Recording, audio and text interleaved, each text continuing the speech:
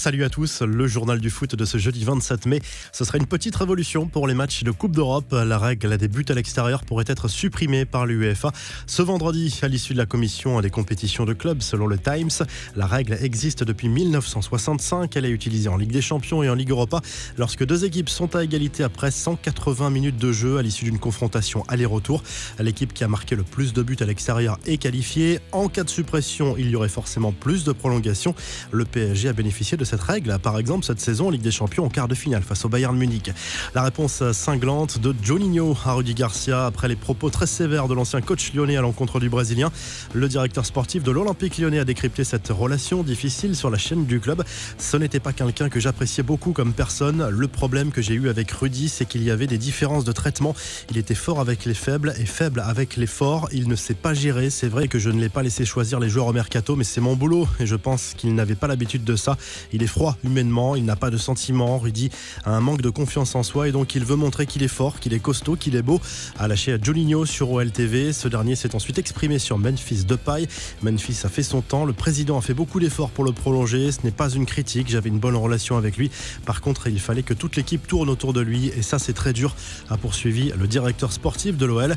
Les infos et rumeurs du mercato. Lionel Messi s'apprêterait bien à dire oui au Barça selon El Confidencial. Joan Laporta aurait trouvé un accord avec l'Argentin pour une prolongation de contrat de 2 ans. La nouvelle pourrait être officialisée dans les prochains jours. Le suspense dure depuis des mois autour de son avenir. Sauf énorme rebondissement, Zinedine Zidane va quitter le Real Madrid. Revenu sur le banc des merengues en 2019 après un premier passage historique, l'entraîneur français doit rencontrer son président Florentino Pérez pour lui signifier son départ. L'Italien Massimiliano Allegri serait le grand favori pour lui succéder. Selon la presse espagnole, le départ de Zidane éloigne Kylian Mbappé du club merengue au moins pour cet été. Le Real pourrait rapidement activer le dossier Erling Haaland. Christophe Galtier vers l'Olympique lyonnais, c'est une option qui prend du crédit. Le technicien français qui a annoncé son départ de Lille a dîné avec les dirigeants de l'OL cette semaine. Même Juninho reconnaît que le dossier a sérieusement avancé. Galtier se laisse quelques jours pour réfléchir et étudier éventuellement d'autres offres. L'aventure de Gianluigi Donnarumma à l'AC Milan va s'arrêter. Le gardien italien ne prolongera pas avec le club lombard comme annoncé par le directeur sportif du club Paolo Maldini. Les Rossoneri vont accueillir Mike Maignan. Reste dorénavant à savoir où va atterrir Donnarumma. La Juve est sur le coup. Enfin, au niveau des transferts déjà bouclés, le défenseur de Rennes, Damien Da Silva, a signé un contrat de 2 ans avec l'Olympique lyonnais. Le contrat du joueur de 33 ans avec Rennes arrivé à son terme le 30 juin. Il n'a pas souhaité prolonger. Et du côté de Bordeaux, Hatem Ben Arfa va quitter les Girondins après une aventure mitigée. Il avait signé jusqu'à la fin de la saison avec une autre année en option, mais celle-ci ne sera pas déclenchée. Les infos en bref, tous les regards étaient braqués sur lui lors de son arrivée à Clairefontaine mercredi. Karim Benzema a livré ses premières impressions au micro de la Fédération française de football. Je pense que ça va bien se passer. Je suis super content. Je suis très concentré sur le terrain, prêt à montrer ce que je sais faire, a lâché l'attaquant madrilène que l'on a vu faire une belle accolade d'ailleurs à Didier Deschamps, très à l'aise au moment de l'arrivée de Benzema. Et en conférence de presse, Deschamps a prévenu les médias. Il ne veut pas que l'attention soit exclusivement braquée sur ce retour. Zlatan Ibrahimovic a mis un terme à sa collaboration avec un site de paris sportif qu'il exposait à de lourdes sanctions de la part de l'UEFA pour conflit d'intérêts. Il risquait jusqu'à 3 ans de suspension, ce qui aurait signifié la fin de sa carrière. Le joueur de l'AC Milan aura tout de même une amende. C'est le match de l'espoir ou de la peur selon le camp dans lequel on se positionne. Toulouse-Nantes ce soir à 20h45, match de barrage entre le 18e de la Ligue 2 et le 3e de la Ligue 1 cette saison. Retour prévu à la Beaujoire dimanche. C'est un enjeu majeur pour la saison prochaine. Le suspense continue pour les droits télé de la Ligue 1. beIN Sport détient la clé.